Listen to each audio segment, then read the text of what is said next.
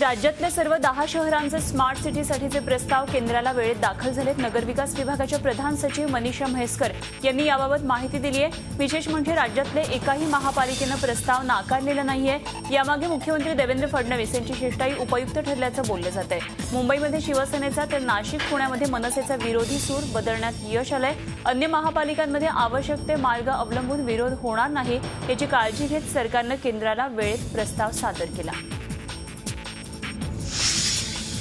आज नागपूरमध्ये सत्ताधाऱ्यांनीच आंदोलन केल्याचं चित्र पाहायला मिळालं। केळीचा समावेश शालेय पोषण आहारामध्ये केला जावा आणि केळीला योग्य भाव मिळावा या मागणीसाठी शिवसेना आणि भाजपच्या आमदारांनी विधान भवनाच्या पायऱ्यांवर बसून आंदोलन केलं। मात्र विरोधकांनी या आंदोलनाची खिल्ली उडवली आहे। सत्ताधाऱ्यांनाच आंदोलन करावं लागत असेल तर सरकारच्या कार्यक्षमतेबद्दल न बोललेलंच बरं असा सूर लावत विरोधी पक्षांनी या आंदोलनाचा जोरदार समाचार घेतला। ऊस आंदोलन चिघळण्याची शक्यता आहे। सांगली आणि कोल्हापूर जिल्ह्यातल्या ऊसतोड बंद करण्याचा स्वाभिमानी शेतकरी संघटनेनं निर्णय घेतलाय। एफआरपीच्या स्वाभिमानी शेतकरी संघटनेचे कार्यकर्ते आक्रमक झालेत। या कार्यकर्त्यांनी ऊसतोड बंदची हाक देत मोटरसायकल रॅली काढली। कारखानदार जोपर्यंत 80-20 फॉर्म्युलानुसार शेतकऱ्यांच्या खात्यावर पैसे जमा करणार नाही तोपर्यंत ऊसाच्या काढीला हात लावू देणार नाही अशी भूमिका संघटनेनं घेतली आहे। मनमाडमध्ये शेतकऱ्यांनी कांदा आंदोलन करत लिलाव बंद पाडले। मनमाड कृषी उत्पन्न बाजार समितीतले लिलाव बंद पाडले। शेतकऱ्यांनी रास्ता रोको करत शिर्डी मालेगाव राज्यमार्ग रोखला। कांद्याचे भाव प्रति क्विंटल 700 ते 800 पर्यंत उतरलेत। काल 1000 रुपये कांद्याला भाव होता। कांद्याचे भाव खाली आल्यामुळे हा रास्ता रोको करण्यात आलाय।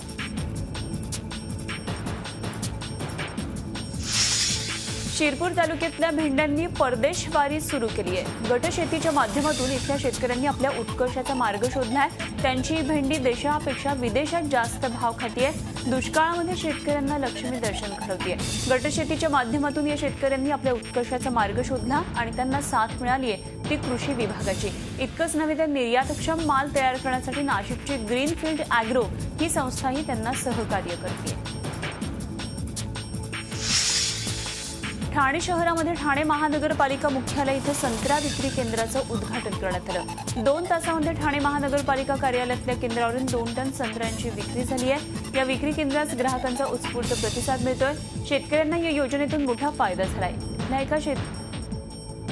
इथे अनेक शेतकरी थेट आपलं उत्पादन घेऊन आलेले होते। ओबीसी आरक्षणाचं जात प्रमाणपत्र द्यावं यासाठी खाटीक समाजाचं प्रतिनिधित्व करणाऱ्या महाराष्ट्र राज्य मुस्लिम खाटीक समाज संस्थेनं मुख्यमंत्र्यांची भेट घेऊन निवेदन दिलं।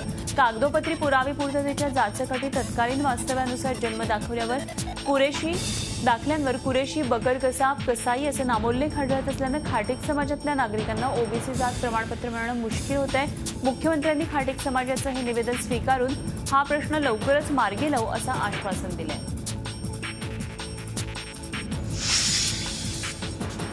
यंदा प्रजासत्ताक दिन संचलनामध्ये महाराष्ट्राचा चित्ररथ दिसणार नाहीये। तुम्ही सातत्यानं सहभागी होताय।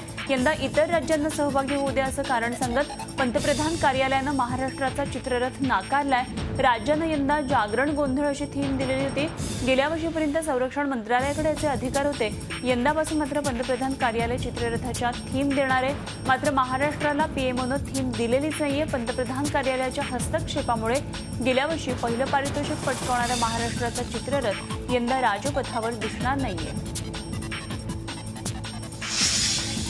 नागपूरमध्ये संगणक परिचालक संघटनेच्या मोर्चामध्ये हिंसाचार झालाय। मोर्चेकऱ्यांनी दगडफेक आणि पोलिसांना धक्काबुक्की केल्यामुळे काही काळ वातावरण तापलं होतं। आंदोलनकर्त्यांना पांगवण्यासाठी पोलिसांना लाठीचार्ज करावा लागला। यावेळी उडालेल्या गोंधळात अनेक आंदोलक जखमी झाल्याची माहिती मिळतेय। गेल्या 4 वर्षांपासून हे संगणक परिचालक कंत्राटी पद्धतीनं काम करतात। कायमस्वरूपी सेवेत घ्यावं, किमान वेतन 15,000 रुपये मिळावं या मागणीसाठी हे आंदोलन सुरू होतं। राज्यामध्ये एकूण 27,000 संगणक परिचालक आहेत। लोकल ट्रेनच्या प्रवासामध्ये होणाऱ्या अपघातात जखमी झालेल्यांवर पोलिसांची वाट न पाहता त्वरित जवळच्या खासगी रुग्णालयामध्ये उपचार झालेच पाहिजेत असे महत्त्वपूर्ण निर्देश मुंबई उच्च न्यायालयानं राज्य सरकारला दिलेत। सामाजिक कार्यकर्ते समीर झवेरी यांनी लोकल ट्रेन अपघातासंदर्भात दाखल केलेल्या जनहित याचिकेवर सुनावणी करताना जस्टिस व्ही.एम. कानडे यांनी हे मत नोंदवले। मध्य रेल्वेनं हार्बर आणि ट्रान्स हार्बरच्या प्रवाशांना गुड न्यूज दिली आहे. विशेषतः रात्रीचा प्रवास करणाऱ्या प्रवाशांना मोठा दिलासा मिळणार आहे. मध्य रेल्वेनं जानेवारीपासून रात्रीच्या शेवटच्या आणि पहाटेच्या पहिल्या लोकलच्या वेळेत बदल केलेला आहे. पनवेलहून सीएसटीसाठी शेवटच्या लोकलच्या वेळेत 4 मिनिटांनी वाढ करण्यात आली आहे. तर पनवेलहून ठाण्यासाठी सुटणाऱ्या शेवटच्या लोकलच्या वेळेत 1 तास 26 मिनिटांनी वाढ करण्यात आली आहे. कोट्यवधी भाविक येणार म्हणून नाशिक शहरामध्ये कुंभमेळ्यात कोट्यवधी रुपये खर्चून रस्त्याची कामं करण्यात आली. यावेळी सुरळीत वाहतुकीसाठी रस्त्यात दुभाजकही उभारण्यात आले. शहरातल्या वर्दळीच्या असलेल्या मुंबई नाका परिसरात या दुभाजकांची मात्र दुरवस्था झाली आहे. निकृष्ट दर्जाचं बांधकाम असल्यानं काही दिवसामध्येच या दुभाजकांच्या लोखंडी सळ्या बाहेर आल्यात आणि यामुळे वाहनधारकांना या मार्गावरील लोखंडी सळ्या चुकवत वाहनं चालवताना कसरत करावी लागते. 1971 मध्ये आजच्याच दिवशी पाकिस्तानला धूळ चारत भारतानं बांगलादेश युद्धात विजय मिळवला होता. 16 डिसेंबर 1971ला 90,000 पाकिस्तानी सैनिकांनी भारतीय सैनिकांपुढे शरणागती पत्करली होती. त्यानंतर या युद्धाची अखेर झाली होती. या निमित्तानं आज मुंबईच्या कुलाबा मिलिटरी स्टेशनमध्ये संरक्षण दलाच्या वतीनं विजय दिवस साजरा करण्यात आला. तसंच या युद्धामध्ये शहीद झालेल्या भारतीय सैनिकांना आदरांजलीही वाहण्यात आली. यावेळी संरक्षण दलातले वरिष्ठ अधिकारी इथं उपस्थित होते. 16 डिसेंबर 1971ला भारतानं पाकिस्तानचा धुव्वा उडवला होता. त्याच विजयाचं सेलिब्रेशन आज आर्मी देशभरात करतेय. चेन्नईमध्ये विजय दिवस साजरा करण्यात आला. यावेळी शहीदांना श्रद्धांजली वाहण्यात आली. तर दहशतवादाचा वाढता धोका असल्याचं संरक्षण मंत्री मनोहर पर्रिकर यांनी म्हटलंय. प्रसिद्ध चित्रकार वासुदेव गायतोंडे यांची एक कलाकृती तब्बल 30 कोटी रुपयांना विकली गेली आहे. क्रिस्टीज इंटरनॅशनल या ऑक्शन हाऊसनं काल मुंबईमध्ये काही प्रसिद्ध कलाकृतींचा लिलाव केला. यामध्ये गायतोंडे यांच्या या आधुनिक चित्रकलेचा आविष्कार असलेल्या पेंटिंगला एका परदेशी चाहत्यानं 29 कोटी 30 लाख रुपयांना घेतलं. दिवंगत चित्रकार गायतोंडेंनी यामुळे आपलाच 23 कोटी 70 लाखांचा 2 वर्षांपूर्वीचा विक्रम मोडीत काढलाय. याखेरीज मोहम्मदी, जहांगीर साबावाला, MF हुसेन या कलाकारांच्या पेंटिंग्ससाठीही या लिलावामध्ये चढाओढ पाहायला मिळाली.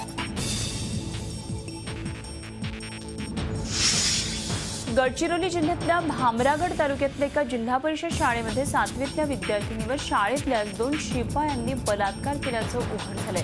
ही विद्यार्थिनी गेले काही दिवस आजारी होती. तिला तिच्या घरी सोडण्याची जबाबदारी या दोघांवर टाकण्यात आली होती. मात्र त्या नराधमांनी वाटेत दुब्बागुडमच्या जंगलामध्ये या मुलीवर बलात्कार केला. त्यानंतर तिला तिच्या घरी सोडलं.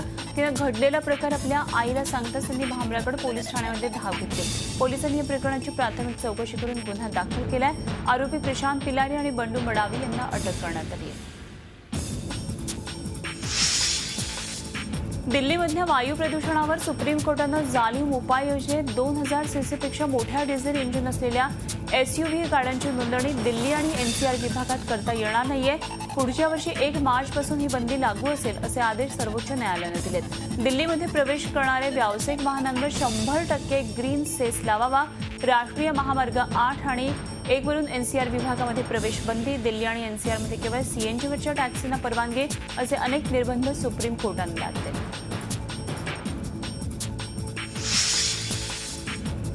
उत्तर भारतात थंडीच्या लाटेनं पहिला बळी घेतलाय. राजस्थानात जयपूरमध्ये गारठ्याने एका भिकाऱ्याचा मृत्यू झाल्याची शक्यता व्यक्त होतीये. जयपूरचा पारा 5.3 अंशांपर्यंत खाली आलाय. तर उत्तर प्रदेश, उत्तराखंड, जम्मू काश्मीर, पंजाब, हरियाणाच्या उत्तरेकडच्या राज्यांमध्ये थंडीची लाट आली आहे.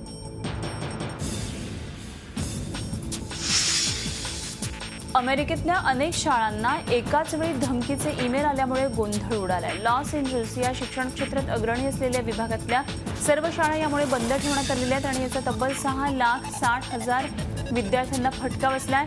शाळांच्या परिसरात असलेल्या स्कूल बॅग्स आणि बॅकपॅक्समुळे मोठा हिंसाचार होऊ शकतो अशा आशयाची धमकी काही शाळांना मिळाल्याचं लॉस एंजल्स स्कूलच्या पोलिसांचे प्रमुख स्टीव्हन झिपरमॅन यांनी सांगितलं. न्यूयॉर्कमधल्या शाळांनाही अशाच आशयाचा इशारा मिळाला आहे.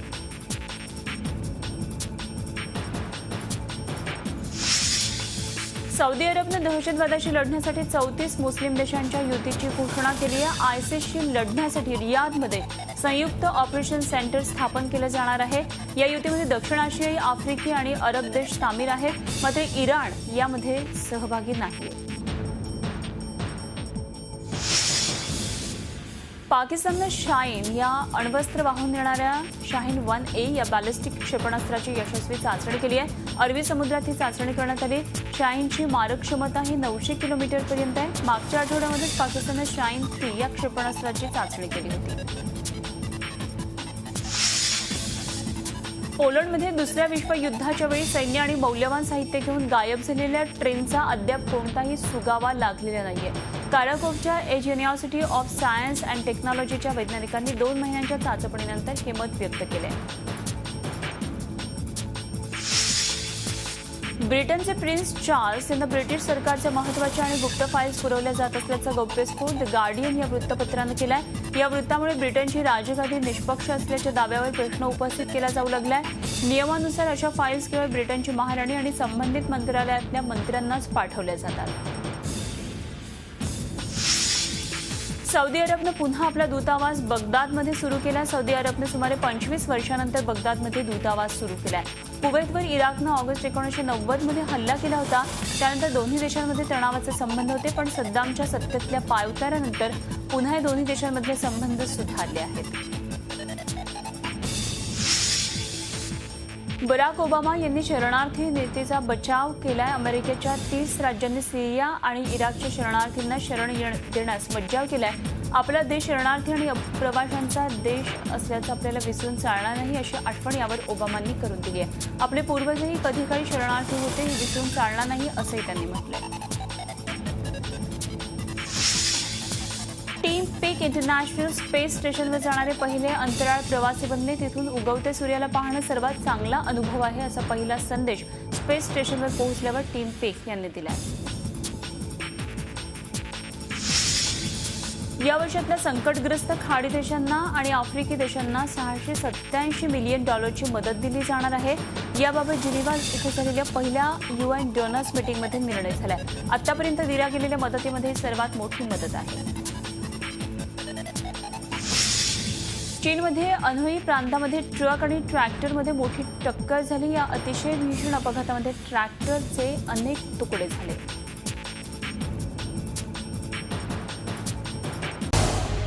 झी 24 तास रहा एक पाऊल पुढे।